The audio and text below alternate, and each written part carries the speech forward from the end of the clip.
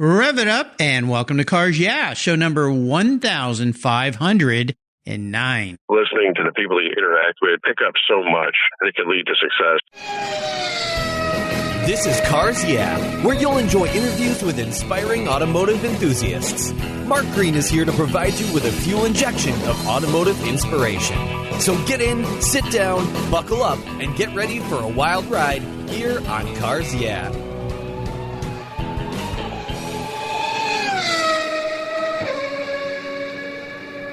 Hello, inspiring automotive enthusiasts, and welcome to Cars Yeah. I'm revved up and so excited to share with you today a very special guest, Mark Steigerwald. He's calling in from Sacramento, California. Mike Steigerwald is the executive director at the California Automobile Museum in Sacramento. Their mission is to preserve, exhibit, and teach the story of the automobile and its influence on our lives. After graduate school, Mark interned at the International Motor Racing Research Center, where he eventually became their director. Along the way, he got to meet some fascinating and generous people associated with all facets of the racing world, including the great late Dan Gurney and Phil Hill, Vic Elford, who's been a guest here on Cars Yeah, Sam Posey, and Rusty Wallace, and many others. I've had the experience of visiting the California Automobile Museum, and it is indeed a very special place that you need to put on your bucket list. Regular listeners will recall the museum's curator, Carly Starr, was a guest here on Cars Yeah, and she was also on my television series last year, Cars Yeah TV, where I got to go to the museum and experience the place firsthand. So if you're ever in the Sacramento area or make a special trip, it's well worth it. We'll be back in a minute to talk with Mark, but first, a word from our valued sponsors that make Cars Yeah possible. We'll be right back. Hey, Cars Yeah, I'm a huge fan of Covercraft. I've protected my vehicles with their products for decades. Want to keep your vehicle's interior looking new? It's easy with Covercraft seat covers. They'll protect your seats from the daily abuse of pets, children, weekend adventures, and even those everyday spills. It's a fast, easy, and inexpensive way to keep your vehicle looking new. All Covercraft seat covers are easy on, easy off design that are machine washable. You can choose from many fabric options, colors, and accessories, all designed and carefully sewn for your special vehicles. Their seat gloves are semi-custom fit for cars and trucks, and their seat savers, a favorite of mine, are custom tailored to fit your seats like a glove. Work truck seat covers are tough, durable, denim weight fabric. It's like putting a pair of rugged jeans on your truck's seats. Want to stay warm? Covercraft also offers seat heaters. Covercraft is the right choice. Learn more today at covercraft.com and tell them Mark at Cars Yeah sent you. That's covercraft.com. Are you a Cars Yeah subscriber? If you're not, go to carsyeah.com, click on the free book button, and I'll send you my free filler up book. It's a very cool book I created of fuel filler fun, some very cool imagery, and great quotes from past guests here on Cars Yeah. Plus, you'll get my weekly email follow-up and my weekly blog. Just go to carsyeah.com, click on the free book button, and I'll send it to you right away. Thanks for subscribing. Hey, Mark, welcome to Cars Yeah. Are you buckled up and ready for a fun ride? I am, Mark. Thanks for having me. Absolutely. So before we jump into some of my questions, I want you to share one little thing about yourself that most people maybe don't know about Mark. Well, I suppose it's probably my love for jazz. I did used to play the trumpet years ago, but I've been an avid collector of mostly CDs, but also vinyl in the jazz genre. And whenever I can, that's what you'll find in my CD player these days. Ah, very cool. You know, I listened to a guy on YouTube, Beato, I think is his name. He's a musician, very talented. And I was just watching some of his videos last night. He was talking about the Dorian kind of music. And you got to look into that. You'll know it as a jazz guy. And he was playing some jazz music around the concept of the Dorian music. Look that up online. It's pretty cool. It's kind of like soundtrack music for movies, if you will. But I didn't know that it had some roots in the jazz genre, which was kind of interesting. So, yeah, you just reminded me of that. So that's very, very cool. We got to get a horn back in your mouth and have you blow some music for us here. I think that'd be kind of cool. It's been a while, but yeah, exactly. I know I'm the same. I played guitar for years and I need to pick it up more often. As I don't, I kind of start to lose a lot of those techniques. But music is a great part of life. Well, let's start this off with a success quote or a mantra, some kind of saying that's been instrumental in forming your life. It's a nice way to get the inspirational tires turning here on Cars Yeah. So, Mark, grab the wheel. Well, I would say that one of the things that has led to success for me over the years is just being able to sort of fine-tune the fine art of listening. In most of my careers over the years, listening has played an important role. I was a fundraiser for Cornell University for a short time, absolutely instrumental in my success in my role there. But by just listening to the people that you interact with, you pick up so much that can lead to success in all aspects of life. You make friends along the way. You learn things you never thought you would otherwise. And it's just a great way to spend time with people. You know, it's funny. Here's another weird coincidence. Just this morning, I was watching a short video about a process called mirroring, where when you're listening to somebody, you pick 3 words out of what they're telling you, and you say that back to them. And as a process, it helps you remember what they're telling you, but it also more fully engages them because they feel you are truly listening to them. And I'd never heard of the process. Have you ever heard of that, mirroring? I have. It's a great technique because it does show that you're engaged and actively listening to what they're saying. Is it somewhat similar to a lot of people say I have a hard time remembering somebody's name right after I meet them? And if I repeat it, it helps me remember their name. Is that the same process? I think it's similar. I think any sort of mnemonic device works as well too. I think everyone subconsciously, if you do have trouble remembering someone's name, you come up with some means of doing so. But certainly by repeating what they say, you help to insert that into your memory, and I think it probably adds to retention. Yeah, absolutely. So what's the deal with this, Mark? I have a hard time remembering people's names sometimes, but I always remember the car they drive. Yes, that's because you're dyed in the wool, as am I. I see. Yeah. I'll tell my wife, you know the guy down the street that drives the old Hummer? She's like, yeah, that's John.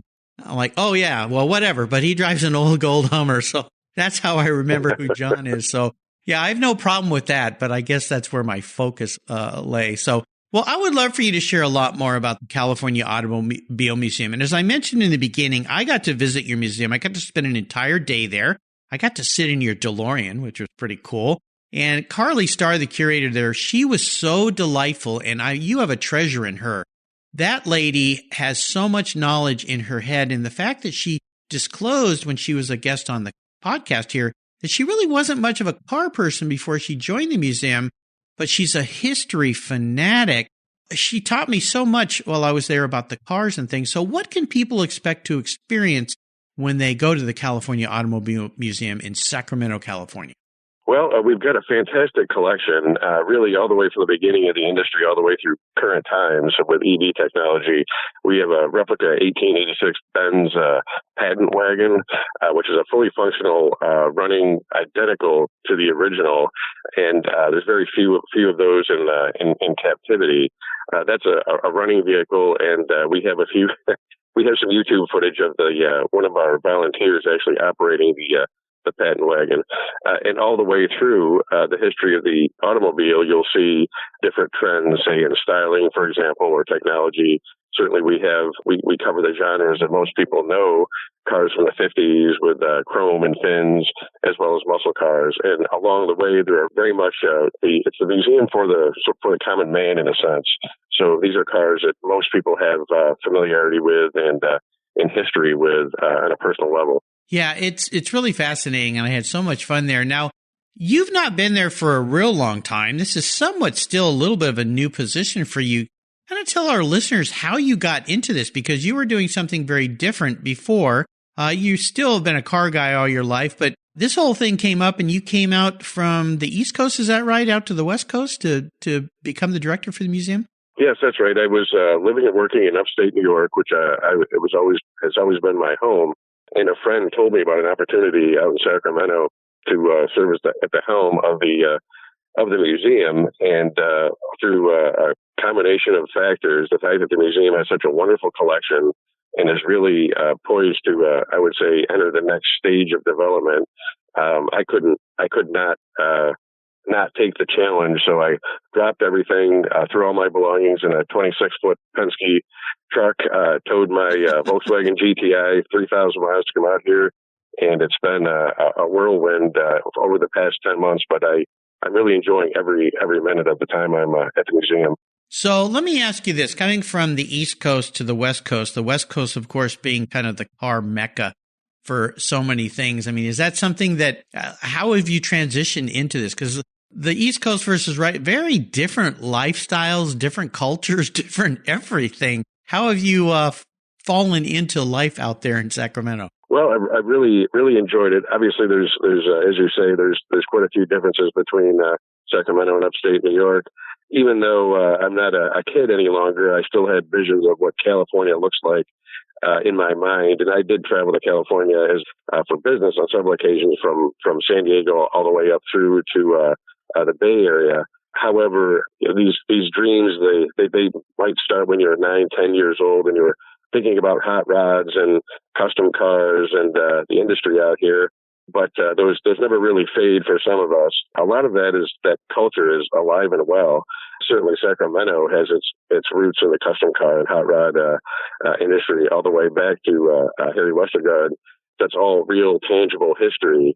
And of course, there seems to be a car show every evening or every weekend. Back east, we have our car show season begins in May and ends in October at the latest.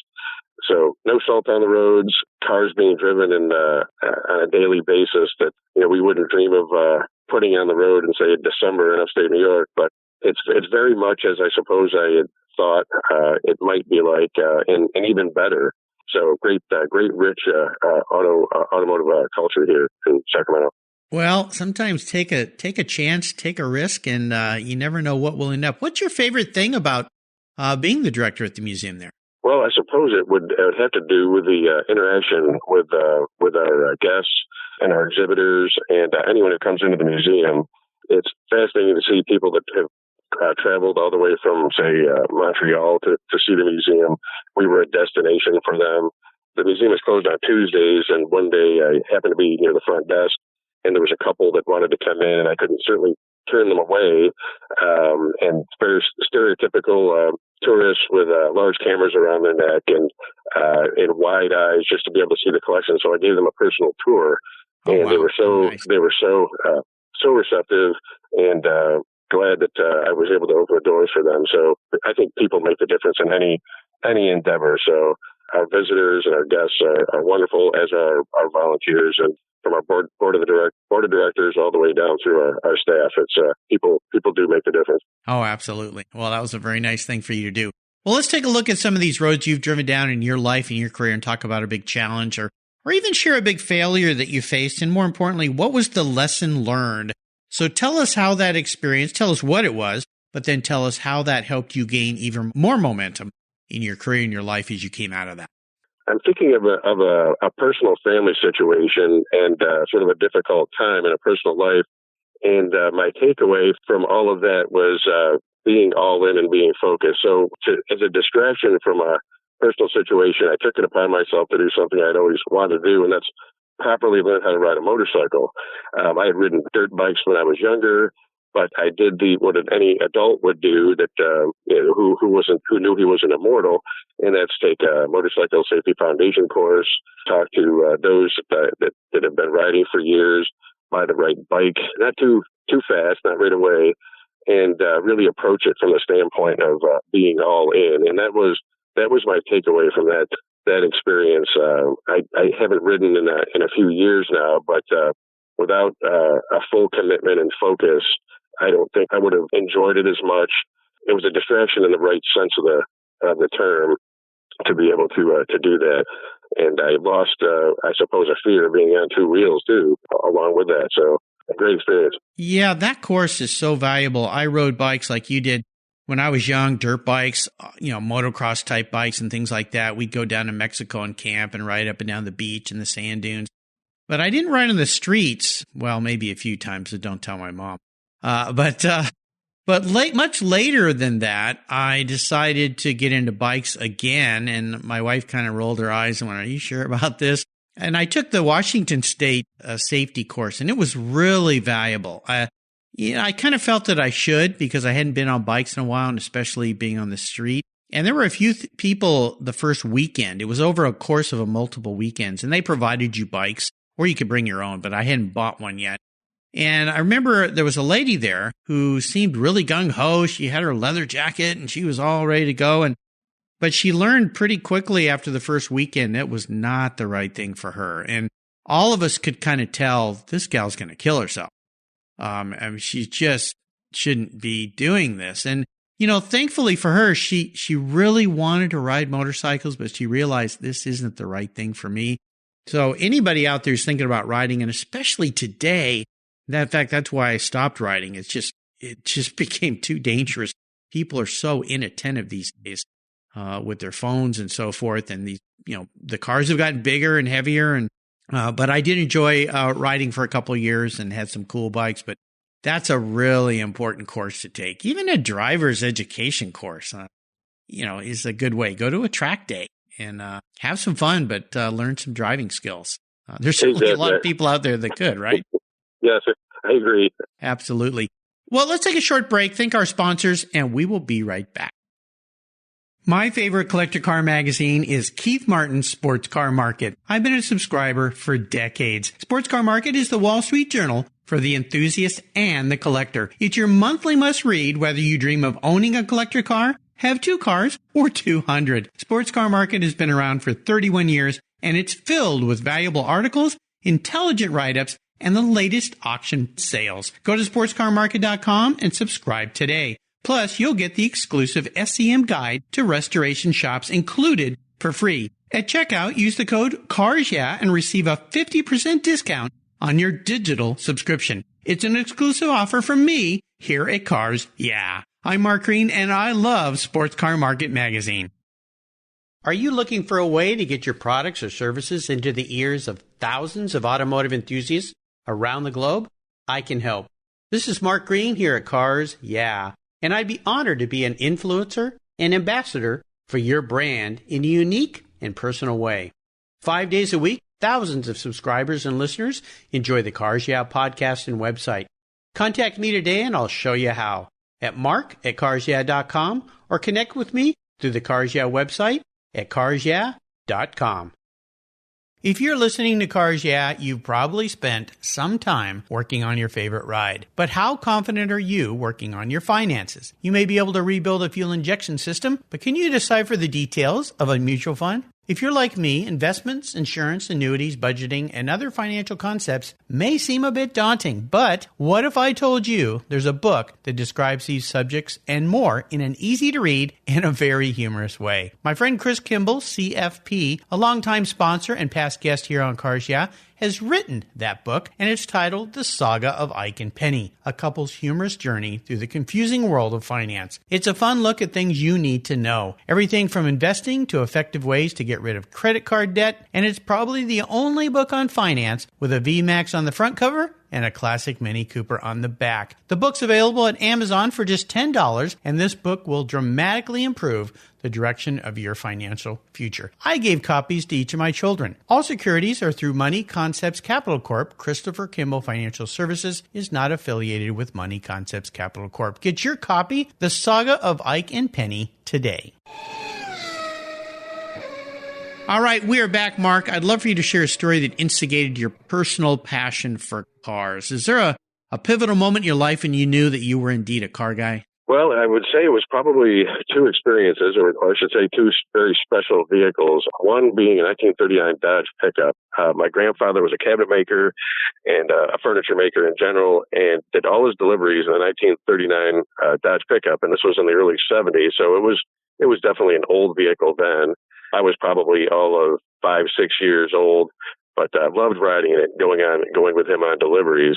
Concurrently, my father had a 1950 GMC pickup, and I just loved the design, those rounded fenders, and we spent a lot of great times in both of those trucks. So it probably endeared me to industrial design first and foremost, and then sort of the mechanics came later on when I had to work on my own cars. But those were two important vehicles. And then we had a local car show, so I look forward to that every June. And it was just an eye-opening experience. And so it's made me addicted to any and all car shows these days. So sure.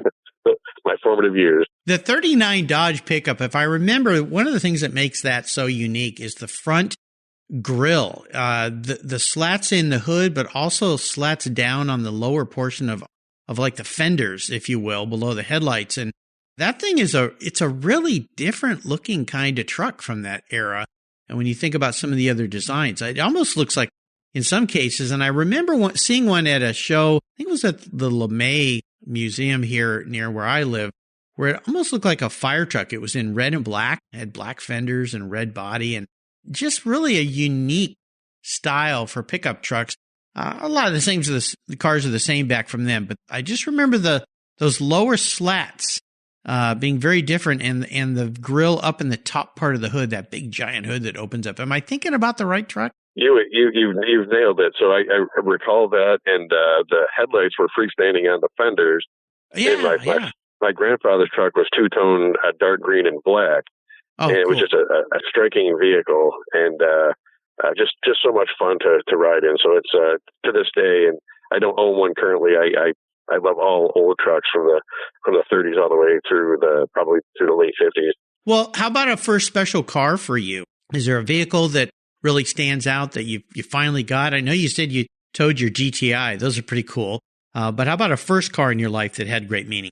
Well, probably that would be my 1967 Buick Wildcat. So that was the car I took to college, locally owned car. And the seller didn't want to sell it to me, knowing that I would go from upstate New York to Buffalo, because it needed a tie rod end, and I didn't really know what that was at 16. I got underneath the car, fixed that. It was fairly rusty, but low miles, and of course you could fit yourself and 5 or 6 other people in the car. Terrible mileage, but 430 cubic inch V8, and it just floated down the New York State Thruway at great speed, and just lots of great memories. So you always remember your first car. It wasn't technically my first car, but that's the one I put the most miles on, and really learned how to. I got very intimate with Rochester quadrajet carburetors and went through a handful of those while I was a college student. But all good memories. The Buick Wildcat. Now, did you have the sport version, the 2-door, or did they made a 2-door and a 4-door in that, right? Yeah, so they were all body styles, convertible, sedan. This was a 4-door hardtop, which sort of endeared me to that body style.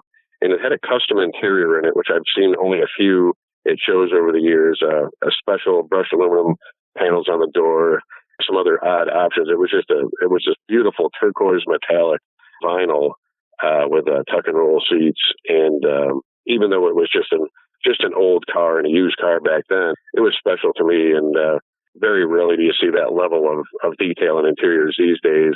But General Motors, of course, was at the top of its game in the mid-'60s. So style, performance, they really had, the Buick certainly had it all back then. And that was the first year of their brand new V8. So plenty of torque as well as horsepower. Well, that car also didn't have a B-pillar, if I remember right. So when the windows are down, it was completely open. Exactly. And that's in order to be a cool teenager, you rolled all 4 windows down immediately, and that's the way you left it.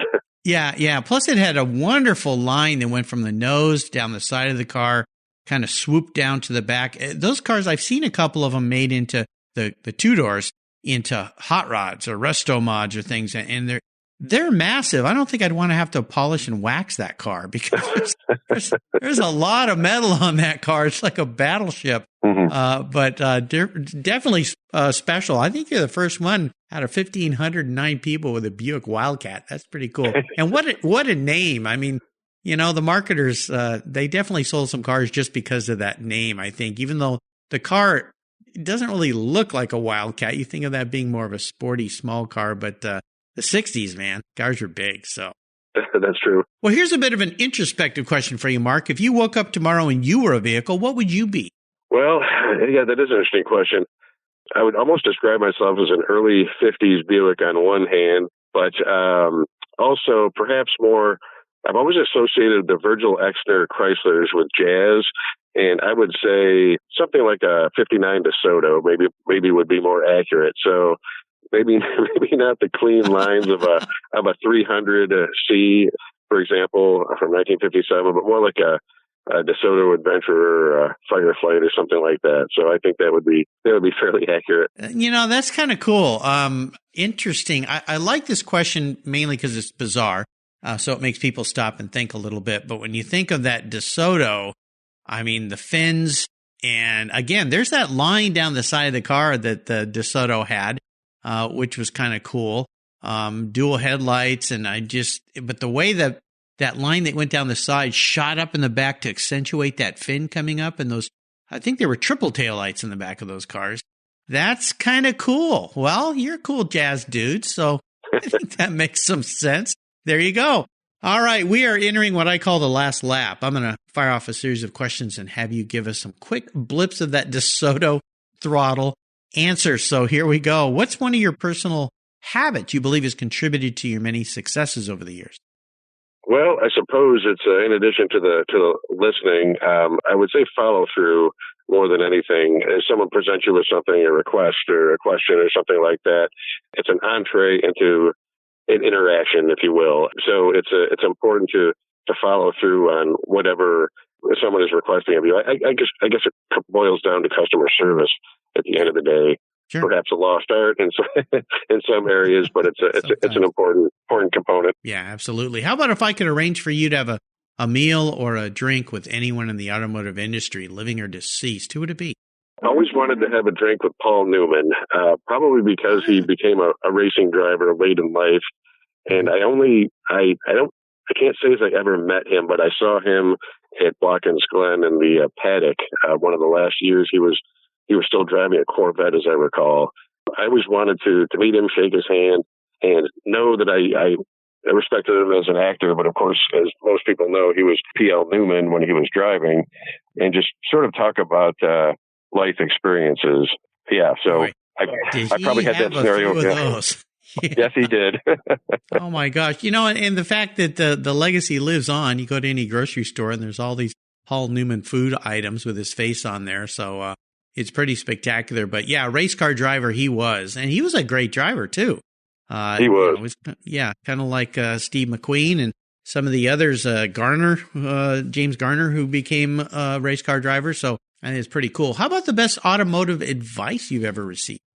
Well, when I was turning my own wrenches back when you could on your own cars, I think probably the best advice that was passed on to me was to keep everything clean, everything from a carburetor to a wheel bearing. Sort of the stereotype of the greasy mechanic isn't really true if you want you want quality repairs. So I really took that to heart, and one small grain of sand in a carburetor float bowl, for example, could really ruin your day. But yes, that was good advice. Well, you can always tell a great mechanic by looking at his toolbox, looking at his workbench. So many, it's that old misnomer of grease monkey or whatever, where they're just kind of sloppy and messy, really is not that true. The great mechanics are not that way. How about a resource that you'd like to share with our listeners? Is there one that you found really helpful? Well, certainly online, there is just no end. So you're talking about automotive specifically. Well, it could be automotive, could be an app you use, could it be a podcast you like, could be a website, a supplier, it could even be a person in your life. Well, from the standpoint of history, and I have no direct affiliation, but there's a website, coachbuilt.com, which is a treasure trove of information that I frequently go to for information on all things design, individual designers as well as coach builders. That's a terrific resource. Like you, probably, I never tire of looking at anything automotive related online, and it's there's no end to the internet as far as automotive sources. It's absolutely incredible. How about a book? Is there a book you've read you'd like to share? Well, there are so many. Again, automotive and non-automotive. It's almost a cliche, but Go Like Hell was a tremendously influential book to me, because it was while I was considering getting back into my an automotive career in some way. I was on a flight from New York to L.A., read the whole book, And as we all know, it became a movie and last year. And as others have said, you read the book, it sounds like a screenplay, and the rest is history at this point. Yeah, A.J. Bain, the author of Go Like Hell, has been a guest on this show a couple times now. He has a new book that just recently came out. But yeah, that was definitely a cool book. A.J.'s written some really interesting books. The Arsenal of Democracy was another wonderful book that related World War II to the Ford Motor Company, which was fantastic. So, but Go Like Hell, that's got to be probably one of the second or third most recommended books here on Cars Yeah, and well-deserved. You can find all these great resources on Mark's show notes page on the Cars Yeah website. Just go to carsyeah.com, type in Mark Steigerwald. I'll spell his name for you, Steigerwald, and that page will pop right up. All right, Mark, we're up to the checkered flag here, and this last question can be a bit of a doozy. I'm going to buy you any cool collector car on the planet to park in your garage for you to enjoy, but there are a couple of rules. One of them is it's the only collector car you can have. I want you to drive it, so no garage queen. So pick something that you'd enjoy going out on the road, and you can't sell it to buy a bunch of other toys with, so that little trick is off the table. So if you pick an expensive car, you got to live with it. So what's it going to be? Well, I might as well pick my dream that I've had since I was in my 20s, back when they were almost affordable, and that would be a Lamborghini Miura SV. Very practical, of course, as you know, and finicky and fragile. But from the standpoint of beauty, balance, performance, or at least promised performance, it would be difficult to top. It would be that would be near the top. So yes, very practical. Yeah. Why not go all the way? Why not just have some fun as long as Mark's footing the bill here? Well, that car has got to be one of the most beautiful cars ever made. I think when Lamborghini came out with that, because the first cars they built, I don't know, they weren't, to me, I don't really care for the designs of the original first Lamborghinis, but when they came out with this one, oh my gosh, I mean, it's just stunning. And I had the really cool pleasure of driving one years ago, a guy who had restored the car himself and brought it by my office and let me take it for a drive, and it was just delightful and so cool. And the motor is, the engine's like right behind your head, a couple inches away, which is pretty cool. And you can hear everything going on. And I don't know, even when the car is opened up, those clamshells, the front and back and the doors, everything about the Miura is just, it's wonderful. And so many of them came in really wild color combinations, which makes it even more cool. What would you like yours to be color-wise? Well, probably orange. At Monterey this year, there were, I think, 3 or 4 side-by-side and just all stunning. And I had never seen so many Miuras together. But orange seems to fit the car's personality, just sort of outrageous. And it adds to that look-at-me factor. So it's pretty much all things automotive in one vehicle.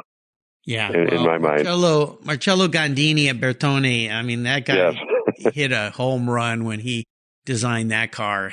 It's just super special. I would love to pick one of those up and deliver that to you there in Sacramento. I might have to take the long way there, but that was pretty darn cool.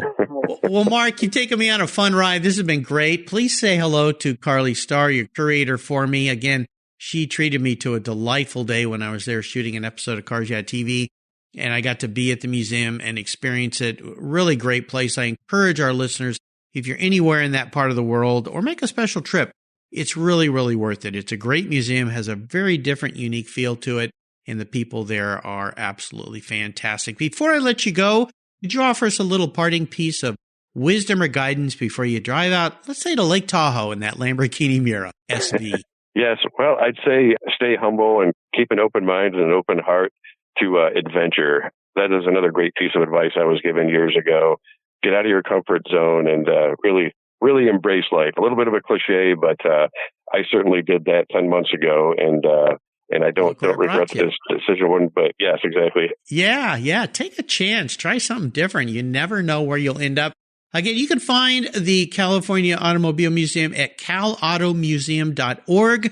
You can go and check it out, see what they've got there. And again, if you're in the Sacramento area or anywhere near there, it's worth a trip. Mark, thanks for being so generous today with your time and expertise and for sharing your life with us. Until you and I talk again, I'll see you down the road.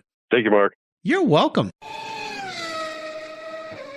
Hey, Cars Yeah listeners, this is Mark Green. If you love the Cars Yeah podcast, I have something new for you. I've teamed up with Keith Martin, a collector car market expert and the editor of Sports Car Market magazine, to create the Buy, Sell, Hold podcast. Buy, Sell, Hold is the essence of collecting. Together, we take you on an educational ride into the collector car market, talking with industry experts, helping you navigate your collector car journey so you know when to buy, sell, hold. We talk with seasoned experts who buy, sell, and hold investment vehicles, and they'll share their insider secrets on how they make their buying decisions when it comes to making these important investments. You'll find the Buy, Sell, Hold podcast on the Cars Yeah website, on the Sports Car Market website, and if you're a podcast app subscriber to Cars Yeah, Buy, Sell, Hold will come right to your mobile device, just like the Cars Yeah podcast, automatically. Join Keith Martin and me on a great new venture on the Buy, Sell, Hold podcast today.